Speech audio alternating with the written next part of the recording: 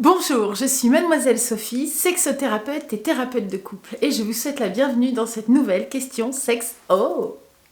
La question de la semaine portait sur la dispute. Voyons ensemble vos réponses. Il est clair qu'entre deux personnes, quelle que soit la nature d'une relation, les disputes ou les prises de tête sont inévitables. De là à dire qu'elles sont indispensables.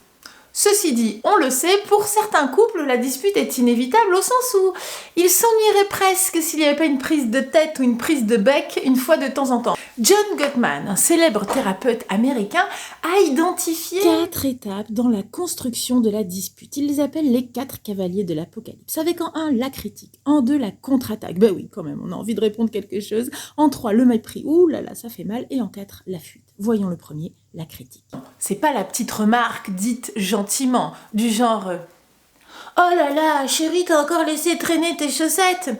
J'en ai marre de passer derrière toi et de les ramasser. Bon, c'est la dernière fois. Hein. Pas très crédible. Donc non, la critique, c'est vraiment une phrase qui déjà est un reproche acerbe bien aiguisé, qui ne laisse pas sans réponse. Bon, je crois que t'as vraiment pas compris le concept du rangement. Tu vois tes chaussettes dégueulasses, tu les prends, tu les ramasses, parce que moi je suis pas ta bonne. Bon, ça va, t'excites pas comme ça là, tu vas nous faire une crise cardiaque. Tu vois pas que je suis sur le canapé, je suis tranquille, qu'est-ce que tu viens m'agresser là? Je t'agresse, moi je t'agresse. Alors monsieur il a le cul dans le canapé et moi je m'occupe des gamins. Et puis tant que j'y suis, je ramasse tes chaussettes, c'est ça? Non mais tu crois quoi? Que j'ai que ça à faire? Bon, vous avez compris le principe, hein? La critique, la contre-attaque, ça peut durer un certain temps à se dire des horreurs de pire en pire, jusqu'au moment où on va arriver à la 3e étape, le mépris. Comment vous dire? Le mépris, c'est un peu... Vous savez, le dernier coup porté que l'on veut fatal, terrible, terrifiant, terrassé, humiliant. C'est quoi? Parlons-en de tes pieds. Tes pieds, ils sont tellement dégueulasses, crochus, les doigts partent dans tous les sens que moi, tu sais quoi? Je veux plus les voir dans le lit. Je veux plus les voir. D'ailleurs, toi non plus, je veux plus te voir. T'es trop moche. L'idée, c'est d'achever l'autre, de l'humilier, de le blesser, bref, d'aller trop loin. Oui, mais du coup, je me pose une question. Quel est l'intérêt de chercher à blesser, humilier l'autre si on l'aime?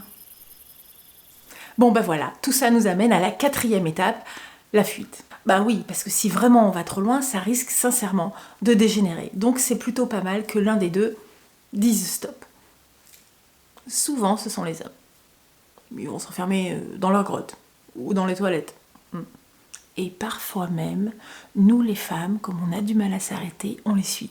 Non mais attends, j'ai pas fini! Alors là, on est plutôt dans les prises de tête sans fin, hein, oui. Il y aurait peut-être une bonne et une mauvaise façon de se disputer. Ça m'intéresse. Ce sera la prochaine question. Comment vous faites, vous, pour gérer les disputes? D'ici là, ne vous disputez pas trop. À la semaine prochaine pour une nouvelle question sexe. Oh! Oh là là, chérie, non mais y en a marre là, tu laisses traîner tes strings, c'est dégueulasse, c'est crade ces trucs de nana là, y en a partout. Non, puis en plus elle a été portée. Oui, alors là on n'y croit pas du tout, hein, mais bon, il a été désagréable quand même ce garçon, va peut-être falloir lui répondre. Bon, sans rire, vous avez déjà vu un homme râler parce qu'on laisse traîner un string?